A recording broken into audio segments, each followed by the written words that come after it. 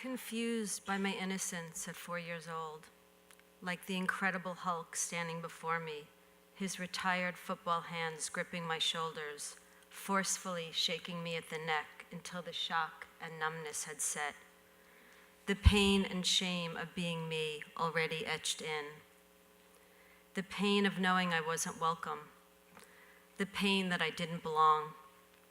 The throbbing pain in my brain that I should disappear as my mother's light-humored tone chuckled, "Oh, honey, you were the best mistake I ever made."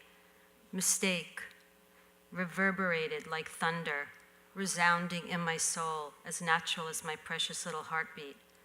Drenching my cells was this belief that I didn't matter, not even enough to be alive. The war within had begun. Afraid, empty, and alone, food became my great companion and escape from the pain of being trapped in my family and in my body. The indelible shame that I wasn't worth living unless I was thin, unless I was thin enough, because thin equaled perfection, a most simple equation. And if I was perfect, for sure I'd be loved. But when would thin enough ever be enough? Ultimately, it never would. So I lived my life obsessed with this wild idea that I could actually perfect this thin enough thing. The insidious behavior of purging was the only way I could control this distorted thinking, where my looks, my clothes, and my titles defined me, because the terror of rejection was deeply lodged inside, leaving me imprisoned like a dense hung fog, swaddling my imagination that was craving to be free, ball and chained me in its diseased spell, where I would binge in hiding, cradling this fear that I might be found out. So starving and slowly dying was safer than feeling, or even touching the pain that I was a mistake, taking up too much space, nowhere to turn in the face of the insanity, my ruminating mind like a carousel. My thighs are too fat. My ass is too big. She's thinner than me. I wish I was her. If I eat an apple, I'll work out an hour. I can't have the ice cream, just this one time. I'll walk to the store. I'll only drink water. My pants are too tight. I still look fat. Maybe, never, I can't. And it goes on and on.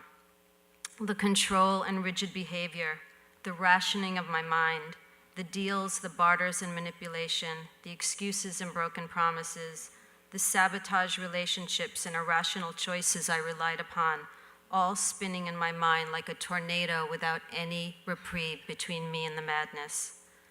This false sense of distracting myself from feeling the pain of being me.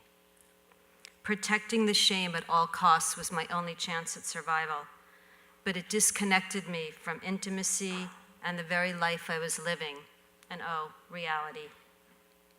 Unable to stop the tornado, there I was, still striving for the grand illusion of perfection, where I would rise each day only to appear fresh as the morning dew, with a jubilant smile I wore loosely on the outside, that held all my pieces exquisitely in place, while on the inside, still driven, chasing perfection.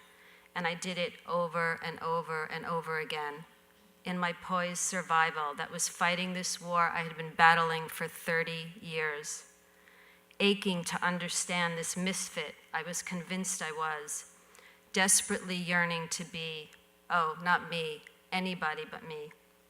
Fertilizing this secret that I was charred inside, unable to decipher the thorny truth from the mixed messages because I had swallowed the lies. But the years turned to decades had beaten me down, deprived and starving myself while death approached me.